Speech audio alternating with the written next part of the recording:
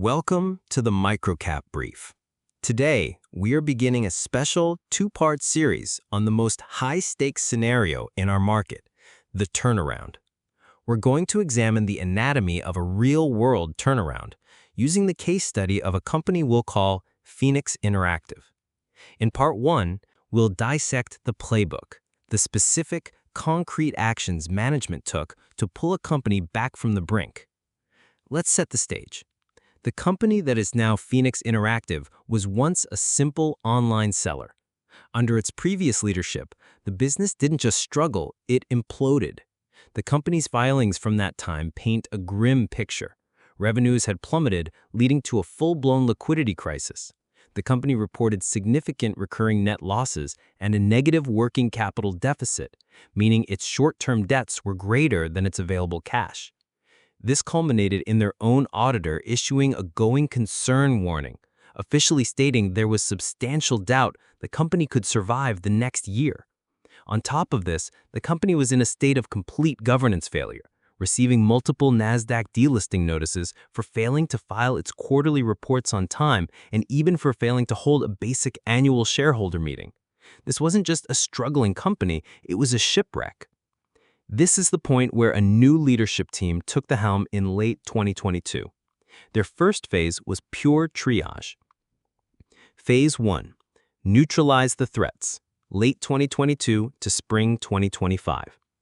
The new team's first job was to address the immediate existential threats. For over a year, they worked on the unglamorous work of survival. For investors, the first public signs of life emerged in early 2025, and the communications were surgical and specific. To address the legal threat, a series of press releases in February and March announced that multiple significant lawsuits, including a federal class action suit, had been dismissed with prejudice, permanently removing a major legal overhang. To address the governance crisis, the company held its delayed annual meeting. This was immediately followed by a press release in March announcing they had regained full Nasdaq compliance, resolving all outstanding deficiencies. And to address the cash crisis, the company's filings showed deep internal cost cuts and a focus on stabilizing the balance sheet. For shareholders, this sequence of communications was a masterclass in building credibility. The message was clear: we are methodically solving the old problems. Phase 2. The reimagining and recapitalization, spring to summer 2025. With the immediate threats neutralized, the new leadership made their most important decision. They declared the old business model dead. In July 2025, they officially rebranded the company, shedding the baggage of the old failed name and becoming Phoenix Interactive, a diversified sports, entertainment, and gaming media conglomerate. But a vision is worthless without the fuel to make it a reality. The next communications investors saw were game changers. In April, a press release announced they had secured $250 million in new financing commitments. Then in August, another release announced this had been increased to an astonishing $450 million. This told the market not only that management had a new plan, but that sophisticated investors had vetted that plan and were willing to fund it. And then came the third phase, Phase 3. Aggressive execution, summer 2025. With the legal issues cleared, Nasdaq compliance regained, and a massive war chest secured, the new management began to build their new empire at incredible speed. This is where the dots of the new strategy began to connect for investors.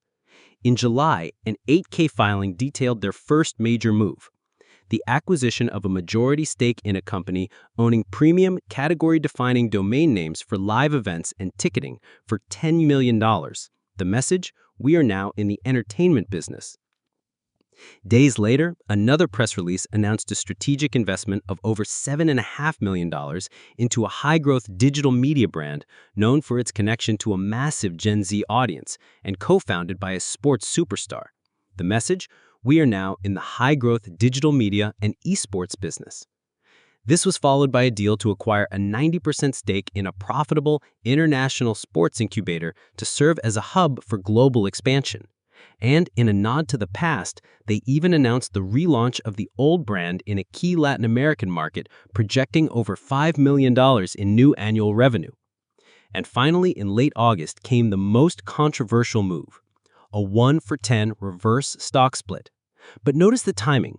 They did it in phase 3, after months of positive news. The press release framed it not as a desperate move to survive, but as a proactive, strategic step to attract institutional investors and strengthen their position for more acquisitions. That is the playbook. A methodical, 3-phase journey from crisis to credibility and from a new vision to relentless execution. But what does this all mean for an investor? The playbook is one thing, the financial reality is another. In part 2 of this series, we'll put on our analyst hats.